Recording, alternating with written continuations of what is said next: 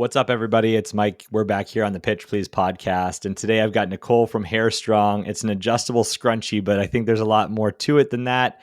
I'm excited to learn more about your background, Nicole, what led you to this and about your innovation. But maybe let's kick off with a quick introduction about yourself and a little bit about what your role is at Hairstrong. Hi, so I'm Nicole, and I am the CEO and founder of Hairstrong. Currently, still mainly me doing the day-to-day operations, while I have a few other things going on the side. I do have a few teams and some things outsourced within the business, but it's mainly just me.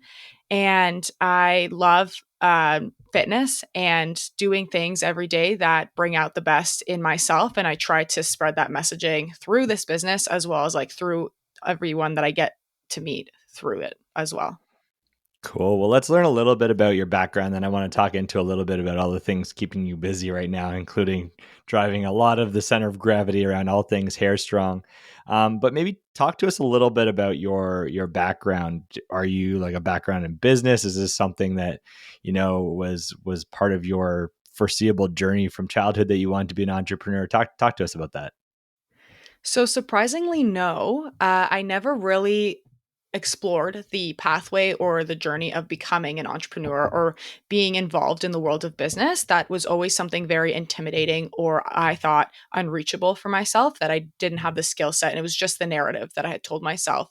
But looking back on it growing up, I was showcasing all the skills necessary to become an entrepreneur, like taking initiative, drive, determination through other things in my life in other areas like sports, school, through relationships that I had with people. And so when I got into university, I actually got into Western for their undergraduate program in kinesiology because I just loved fitness and wanted that part of my life. But the job options that I thought were available through that degree weren't exactly that appealing to me. So I've done internships at physio clinics, chiro clinics, and other domains that you would be working with people through movement and through the like soft tissue work and helping rehab. But I wasn't very passionate about it and it didn't quite spark something. I wanted something different. And so I'm going into third and fourth year and not really knowing what I wanted to do with this undergraduate degree. So my next line of thought was, okay, obviously I'll go pursue a master's just to like increase that runway in education so I could figure out what I want to do. And in my fourth year, I was balancing part-time work, a full-time training load with competitive rowing, and a full-time coursework load with the undergraduate degree. And so at this point, I just needed higher marks because getting into a master's was a bit competitive. And so entered into this course called Entrepreneurship and Kinesiology. And the final project for that course was to create a business plan and pitch it in front of the class, as well as business advisors from our entrepreneurship center. And for this course, one day our professor asked us to think about problems that we face every day. And so, in the context of my life, I was very busy. I had every hour planned out in my calendar. And so I hated wasting time. And that's like something that I truly have a very big pet peeve of is wasted time. And what would annoy and frustrate me is the fact that I consistently had to readjust my hair while training. And it would just like get my focus off. It would frustrate me. I would constantly have thoughts of, oh, I just wish would be off. Like I wish I could cut it off so my life was easier. And when I voiced this problem in a different way within the class, other people also resonated with it. And that's the moment that I realized that my hair was actually never the problem, it was the product. And at that point, I also realized that I could solve it and I didn't have to complain and deal with this anymore. And so, creating the product for this course, I went through different stores and online about like how current products are made. And then I wanted to see, okay, if this one size fits all band doesn't actually fit all, what can we do to so that it does fit all? And so I did some research on different components about what makes other things adjustable. So like the adjuster on your raincoat or your shoes or your backpack, like these components are all out there in the world. Why can't I just bring it into something that puts your hair up?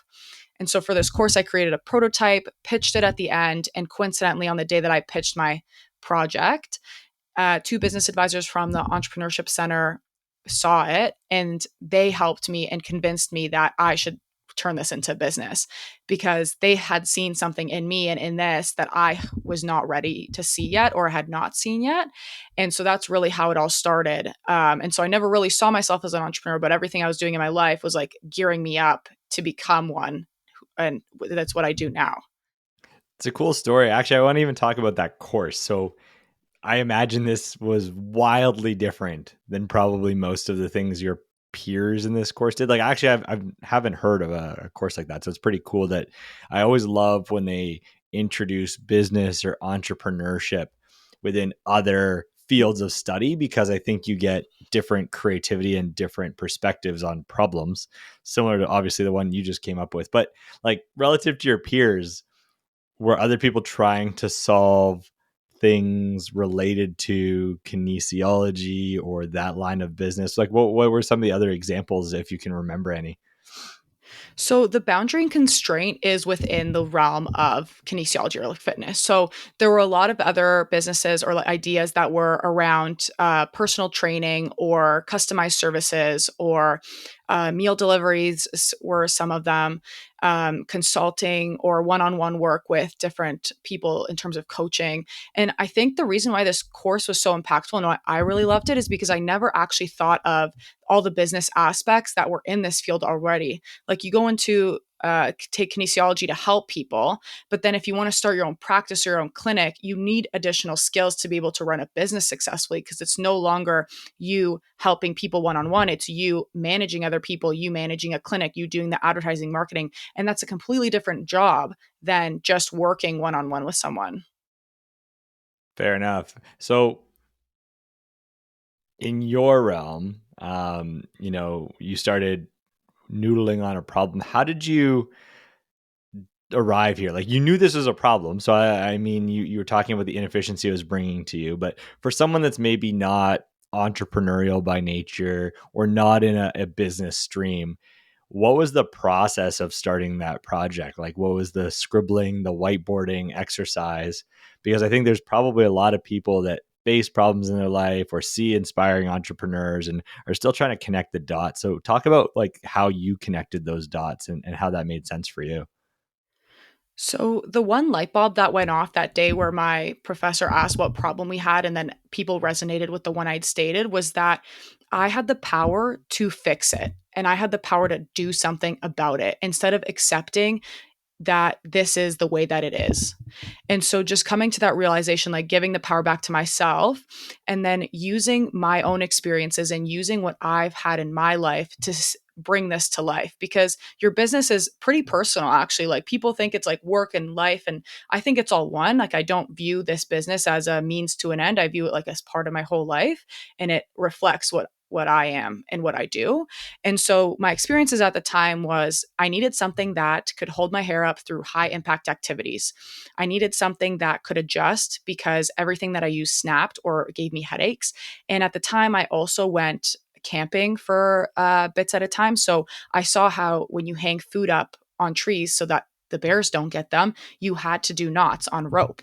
And I was literally thinking, how could I bring that adjustable knot into this elastic? And I was just looking at every aspect of my life where I've directly seen how this problem was already solved and see how I could implement that into my own doing. I also asked a lot of people what their feedback was and their opinions, and getting different perspectives into what could be the solution for this product. And I think as long as you have the willingness to try and the willingness to keep on going, you can create something that works for you or at least help someone else. Makes sense. Now, I'm gonna want to go down a whole path to learn more about Hairstrong, but at the beginning, you queued up that you're working on a few different things, which I don't think is unnatural for entrepreneurs. Oftentimes, they've embarked on their career and they've started something on the side of their desk, or they're working on a startup, but inevitably needing to pay the bills. Some people have built up cash reserves, then gotten started. So I'm curious to hear like your journey. It sounds like Hairstrong started in school and you continued it right after school. So what else is kind of keeping you busy right now alongside Hairstrong? Yeah, my whole life I've been very resourceful, and I would describe my business as bootstrap, but also my life as bootstrap, trying to get all the resources that I could to just like do the things that I love. And so within school, like I had it there, and I got access to grants and pitch competitions as a student, which helped me. Put more funds into the business and help it grow it.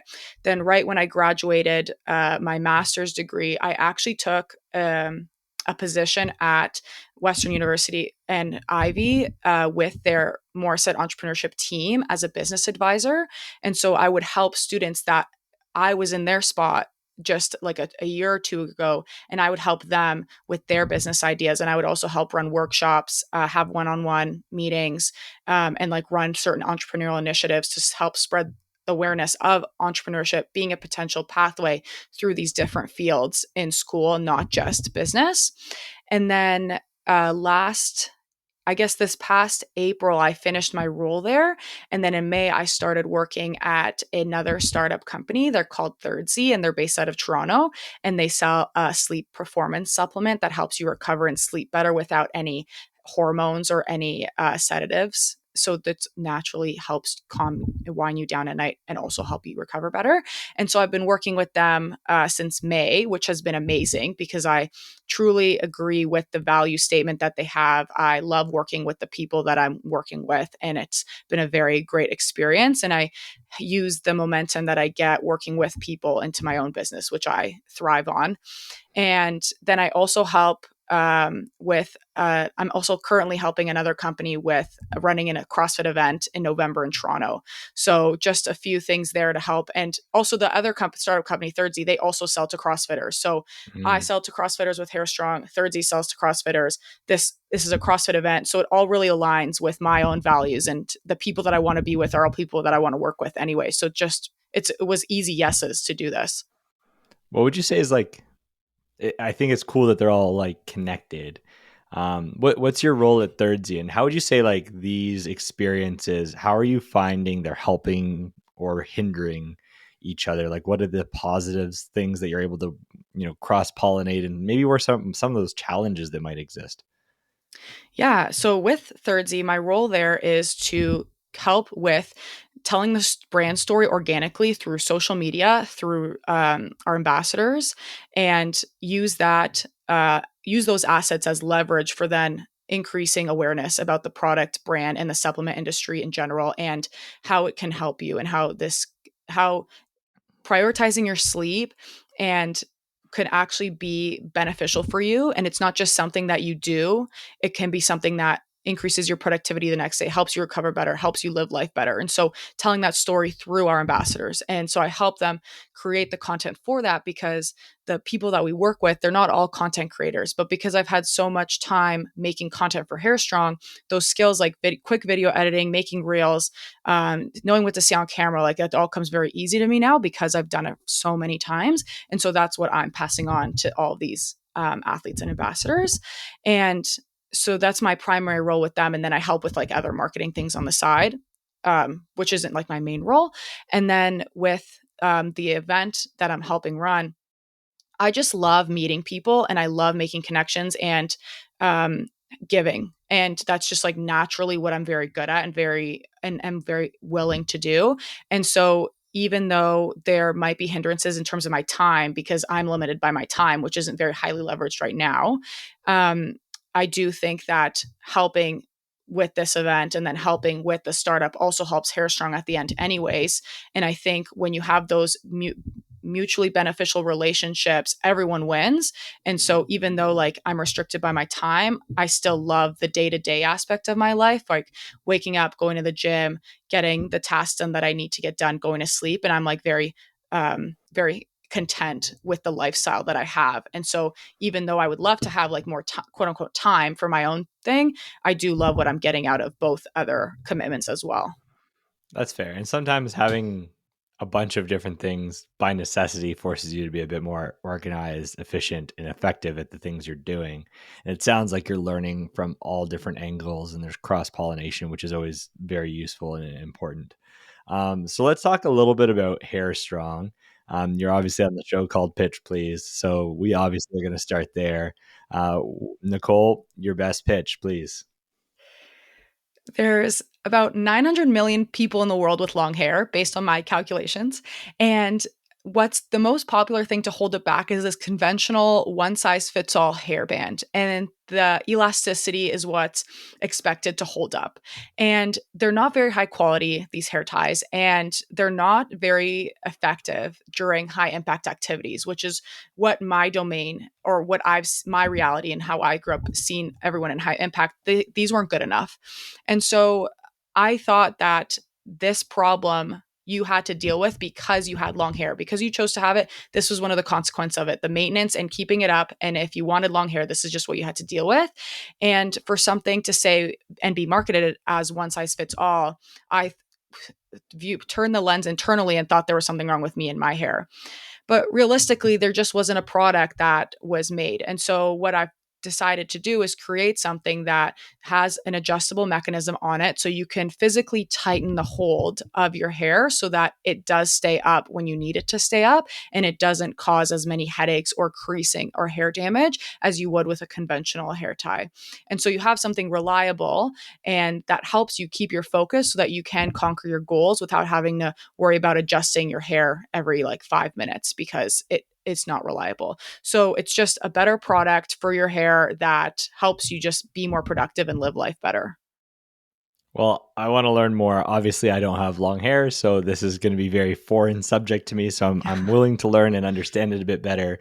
But maybe let's start just with what's available on the market. So you talk about one size fits all. I imagine, like, from my outside in perspective, I assumed it was just like whatever holds it. Like, these things are available everywhere, from as cheap as the dollar store to the rubber band in my kitchen. But obviously there's more to it than that. There's probably tons of varieties. There's styles, but maybe the styles have functional elements. Talk to me about, like, what are the things that existed before Hairstrong and what drives people to use one style versus another style, if at all, because I think that'll help us understand a little bit more about kind of where Hairstrong fits into this category. Right. So within the hair accessories industry, it's primarily derived with aesthetics. So how it makes something look. And that was very hard for me to be okay with because for me, I didn't care how it looked. I needed it to work. And so before Hairstrong, there was like elastics, like the rubber bands that you would see in your kitchen. I actually use some of them to hold up my hair. Horrible idea. Anyone that has long hair knows how bad of an idea that is because it gets stuck and it just rips your hair out when you try to take it out. Okay, so But then park the there's some, elastics, no yeah, elastics. no. Then there's like the hair ties that have a cotton, like I want to say layer on top of it, so that doesn't rip your hair out as much. But the problem with that is that the elastic, you're only relying on the elastic to retain itself, and so when you move, it kind of comes out. Then there was are these scrunchies with more fabric on the outside, and this is aimed to like look nicer as well as decrease hair damage from the elastic pressure. So the fabric's on the outside to provide more of protection as well as like a nice aesthetic looking accessory in your hair. And then there are like clips that instead of using like hair elastics or scrunchies, you can go with a clip option that's also an aesthetic based move. Or if you don't want the elastics to crease or damage your hair, that's also an option. And so, what I found before I started Hairstrong is that none of these companies really focused on the function. It was more about the Hmm. aesthetic. And there were some lines that said holds up thick hair or added silicone or um, you tie it yourself, elastics. But the problem was is that they still didn't hold up the hair because you're still relying on this elastic to retain its shape. And so you need another piece or an adjustable piece on it so that the elastic stays. And that's what was missing. And I saw there was a few options of like these different brands or different things now with like toggles on them, but they're not as strong. And so they'll still slide out. And so I was able to find something that could stay in, could be squeezed tight so that it is reliable. And that's the difference because you can have peace of mind knowing that Hairstrong will actually stay in your hair. So you really started and worked backwards from the problem that you were experiencing, which was the functional one, in a category that is primarily started with function being the secondary motive, other than maybe the elastics, but those are damaging. So again, function was a missing piece. It did one function really well, which maybe is held it really tight, as tight as you could twist as many times, I guess, but would damage your hair. Whereas the other ones looked good, but function of hold it up was sort of that one size fits all that you talk about. Um, I have to imagine, based on the fact that there's an element of style plus functionality, this category must be pretty large. Like, I imagine most people don't just own one scrunchie or one hair tie, or maybe they do. And I guess that comes back to a little bit of like, where does this fit for Hairstrong? Is this like consumers might buy multiple Hairstrongs, or does Hairstrong save them from needing to buy multiple? What's sort of your take on that? So, where I've placed myself is I'm replacing the one size fits all because our hair isn't the same size. So, we shouldn't have products expecting to fit all of us the same way. And two, trying to change the expectations and the standard of what it means to hold up your hair. And so, right now within the industry, you mentioned the cheap elastics, and there can be scrunchies that are made for super cheap as well. But the mindset and the mentality behind that is like, oh yeah, I'll buy this pack of 30 for $10. And I don't care if one goes missing or if one breaks because I'll just buy another one and it doesn't matter. And the scrunchies, the same thing. They can be made pretty cheap as well. And like over time, an elastic stretches, it loses its elasticity and inability to hold your hair. But you don't really mind and care that it's gone because it was so cheap. You don't value it. And so with Hairstrong, because they are more durable and they last a lot longer than your normal one size fits all that you don't care about throwing up, it is priced higher. And so my problem, or like I guess like an opportunity to overcome, is like actually changing the way consumers think about their hair accessories from something disposable and cheap and like you can feel it because it will slide out, to something that is actually durable, long lasting, functional. Like one of my value props is that, yeah, it costs more to get, but you can expect the same level of hold since the first day you got it. And that you can't expect out of others based on the nature of the elastic and how it stretches out. And so it's just like a different angle on it. And instead of focusing on like purely aesthetics, like, oh, this looks cute or this looks great, it actually gets the job done. So what's the price point of Hairstrong relative to like what the other options are? And I guess maybe give an example of like what a style based hair tie would be versus like obviously the cheap elastic sounds like it's like pennies on the dollar, but like what's the spectrum and like where do you fit into this category? So towards the hair ties, hair elastic, it honestly varies depending on what company you get them from. But I would say on average, a pack of 30 is anywhere between $10 to $14. Amazon scrunchies, same thing, like a pack of 30 could be like around $10 maybe. And then as you get into like other brands that have branded hair products like Lululemon, Nike, and other like bigger brands like that, the price point is a bit higher. So you'd get a pack of 3 from Lululemon for around like 20 to $25. Nike, same thing, but they're still all one size fits all. And then my product right now is priced for 30. And then that's like our smaller size or like our everyday size. And then our larger, tougher size for very thick hair is 2 for 35.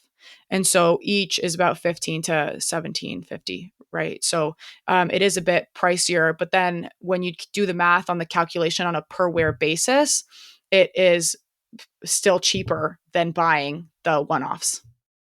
Yeah, because it sounds like these one-offs are, because they're treated as disposable. You lose them all the time. You forget them. Whereas this, maybe because it's more functional, it falls out less. You keep it longer, and you're probably spending the same, if not far less, when you just have the one item. And what I actually, and I don't even know, maybe this is part of the angle you position, but a couple episodes ago I had the founder of Rax on here, and they focus on the sustainability element of being able to rent out clothing and specifically dresses because of the waste. And obviously what you're talking about here is also a waste problem. If we buy things with the intent that they're going to be disposable from day zero, and they aren't as functional, you're able to achieve functional and style and repeated use with far less waste. So I don't know, is sustainability like a core piece of something you're focusing on today as part of this? Obviously, there's like the value versus use benefit, which seems pretty clear to me as long as you're, willing to not treat these things as disposable, but curious where that fits into to Hairstrong's mission. When I first started, I did emphasize that fact because I thought that that would be the driving factor as to why someone would purchase because of the price point. But if when I started focusing on that, it wasn't as effective as when I really focused on the function of it, and that's why people are buying. Like, yes, it reduces waste and it reduces the amount of time you go to the store and have to rebuy because yours breaks, and it reduces the amount of frustration and the time spent adjusting hair, all of that. But the primary function is the reliability and the peace of mind that you get when you put this on. Like, I had a bunch of people running in the Toronto TSC marathon this past weekend, running half marathons, full marathons, hair up in a bun, not having to worry about it at all, which is almost unheard of with other regular one size fits all items. I guess that makes sense because the sustainability element is really second to the one thing that you do uniquely different. Because, like you were saying, the bigger brands like a Lululemon or a Nike, it's reusable, so it reduces the waste problem. So maybe sustainability is similar there, or actually any of the stylish ones could be used as long as you're not losing them. And obviously, the more you pay, the more likely you are to not want to lose it. But when you focus on the first element, so I guess it's a complementary element to this. You're creating sustainability because you're not throwing them out, but you are focusing on solving the core issues. So maybe let's talk about how that actually works. Talk maybe bring us back to some of those things you were talking about earlier, which were like the inspiration. And I know we kind of covered it vaguely, but I would love to understand like the why are there different sizes, I guess. You talked about like obviously thicker hair, thinner hair, but the variability of like what that is and then how that led to how you designed this or even some of the like the iteration processes. Yeah, so I think with the one size fits all approach with the other things you see on the market, it's very cheap to just make one thing and keep producing it and then have it there. Just one size, that's what's available. And it's called one size fits all, but it doesn't one size fits all well. Like, it doesn't work well. And so if you're okay with being okay with that standard of fitting, then that's for you. But for people that really do care about having their hair back, which mainly my target audience would be athletes, um, people who go to the gym frequently, or even jobs that require having your hair back all the time, such as working within healthcare, the police force, firefighters, any of those where you are required to keep your hair back, it is something that you deal with on a day to day basis. And so, not everyone wants to one cut their hair or wants to deal with that all the time. And so with the different hair types there, or like everyone, they have there's different hair types, lengths, and textures and thicknesses. And because of that, this one size won't fit them all the same. And so with Hairstrong, I created two different types of bands. So one has a toggle, and I'll actually just show it to the camera. I know you won't be able to see it if you're just listening to this, but Yeah, but the eventually toggle's on the on the video, people will be able to see. Yeah. yeah, the toggle's on the outside, and it's a little bit smaller. And then this is just how the band looks. So regular scrunchie would just look like this, but mine has this toggle that allows you to adjust it. So you would Okay. loop it in your hair like any regular band, and then cinch that last little bit. And that's what Interesting. would hold your hair and would get the job done. And even someone with thick hair could use this and still get the job done and keep their hair up. But if you're looking at someone who has very thick, heavy hair and are doing high impact activities, they need something stronger. So I created this bigger size that has a toggle that has a stronger hold, so the elastic's less likely to move in between it. And same thing, you just like loop it as you would a regular hair tie or elastic or scrunchie, and then you just cinch it tight so that it stays put. And so the differences within this is that heavier hair needs more stability and secureness to hold up. So even though both bands use a fortified bungee cord, it's the toggle that actually is what I recommend for different hair types, styles, and thicknesses, because one requires more of a hold while the other one doesn't require as strong as a hold because there's not as much hair to hold up. It's interesting. Like as you're showing it, it reminds me very much of like things that I would see or use when I go camping.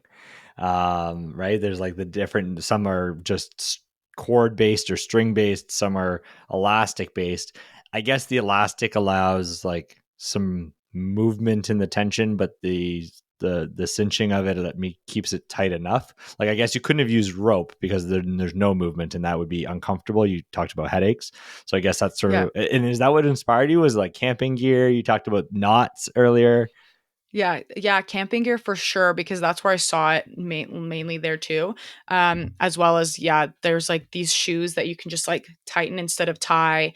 The adjustableness on like the bottom of rain jackets that you cinch up close, which I had for camping, which was where I saw it.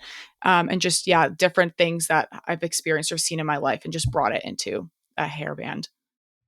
That's cool. Now, how long have you been doing this? What stage? You know, you said this is largely you. You've kind of outsourced bits of this, but you've been able to grow it. What sort of how big is Hairstrong, and how many do you have like milestones of that you're trying to attain in terms of number of units sold or number of customers? I'm not sure. Kind of what's the metrics you look at. Yeah, good question about metrics a lot. But to answer the first part of that question, I've been doing this right now for over 4 years. So I started selling first in July of 2019, right after I finished my undergraduate degree, and have been doing this part time ever since. And it's been tough because I've been alone doing it. Like, I don't have a direct co founder to share wins with or losses or keep each other accountable or just feeding off of other people's energy. And that's what I thrive in. But I had convinced myself that I didn't need someone else for this to be successful. And technically, yes, that's technically true, but it sure is a lot more fun and easier with someone else there and like sharing the workload because you can go faster for not faster, you can go further together and stronger. So, in terms of like what I've been able to accomplish, like this is sold worldwide on the website, which is really cool.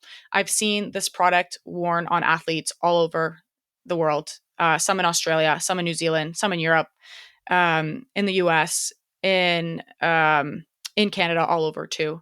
I've seen this product worn on professional Olympic athletes like Bianca Andreescu, who wore the product for a tennis match last year very serendipitously. That happened because I could not afford to pay to sponsor an athlete like that at this stage. I've But it's cool met that so many. organically it happened. Yeah, yeah, Which kind of organically, comes a back to the win. point of you've created something that solves a problem for people.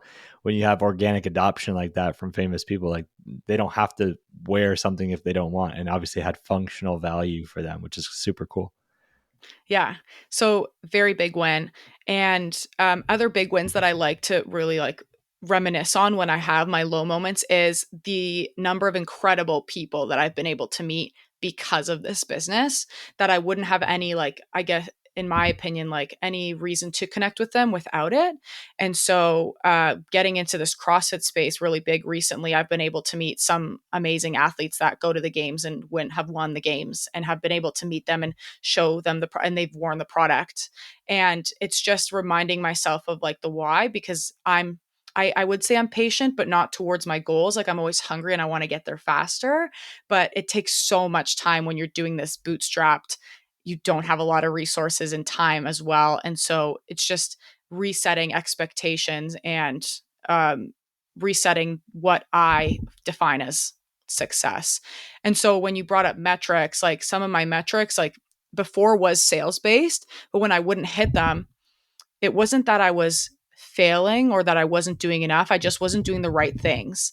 And so I didn't have the right metrics to measure the things that I was doing. And so being able to learn that, address that, and be aware of that was huge and a huge turning point for me in my business. And now, like, all this momentum is like picking back up and growing even further, which is really cool. That's super cool. So are you in like the like tens, hundreds, thousands, hundreds of thousands?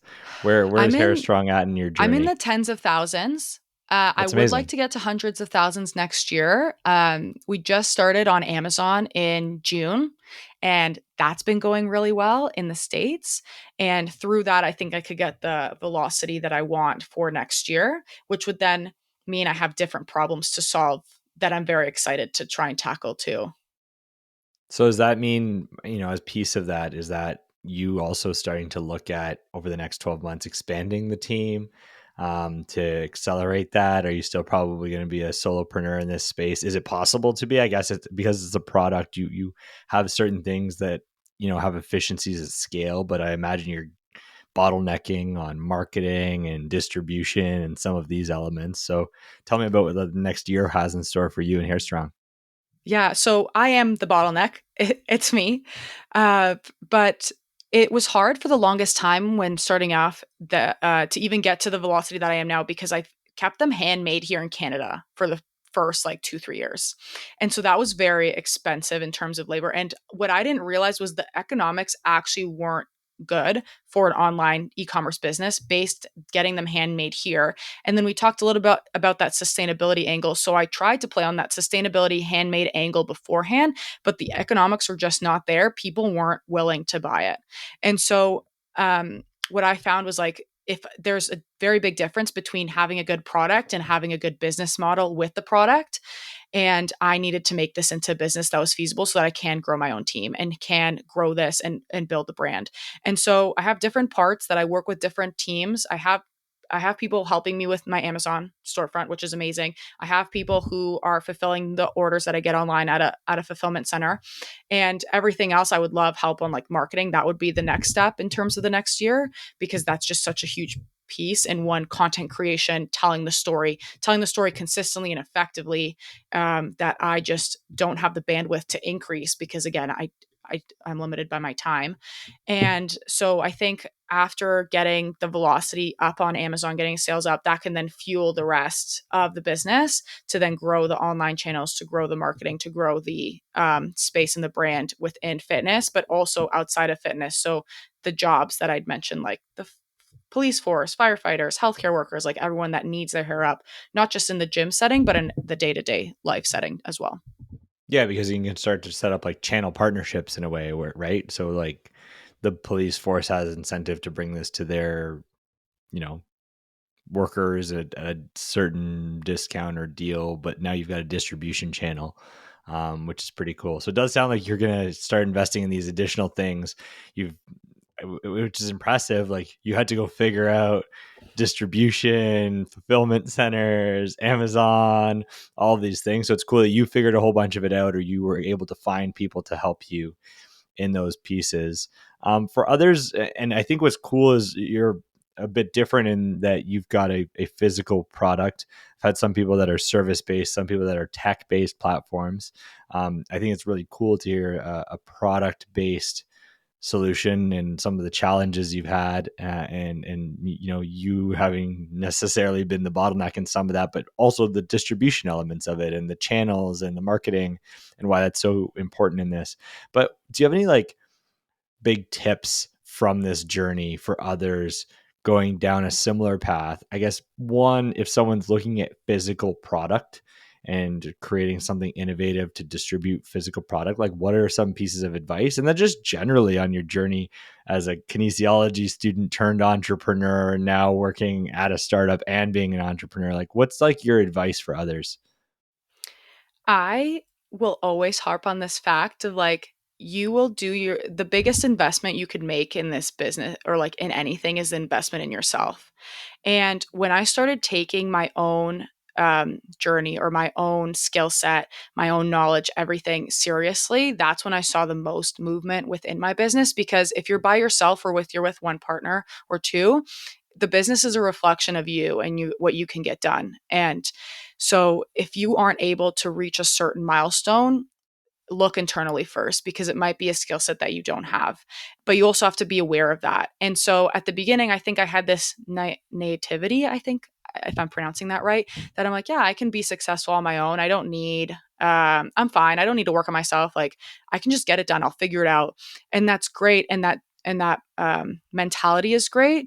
But if I'm working on the wrong things, I'm not actually moving forward. I'm not even moving sideways. I'm probably moving backwards because it could be time spent somewhere else.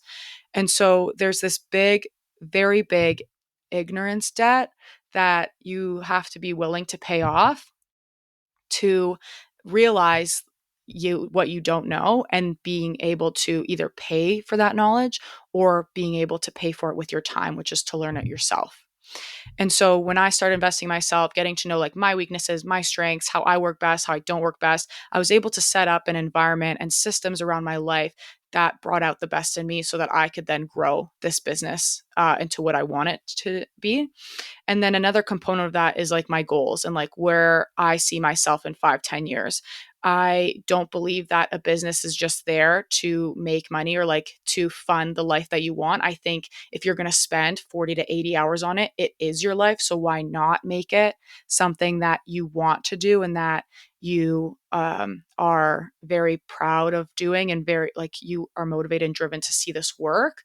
And I think with this job as an entrepreneur, some of the downsides is that one, you don't really have a clear direction on where to go. Even if you have other businesses that you look up to, their resources, their skill set, the time that they went into the market are all very different. So there aren't very like clear standards or clear benchmarks of what to hit. And so you have to kind of make those for your own.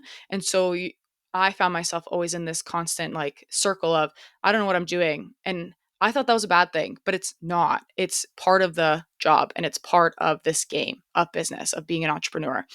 And so I really had to ask myself, is this the problem that I want in my life of being uncertain all the time, of doubting myself? And the answer is yes, because that's what challenges me to grow.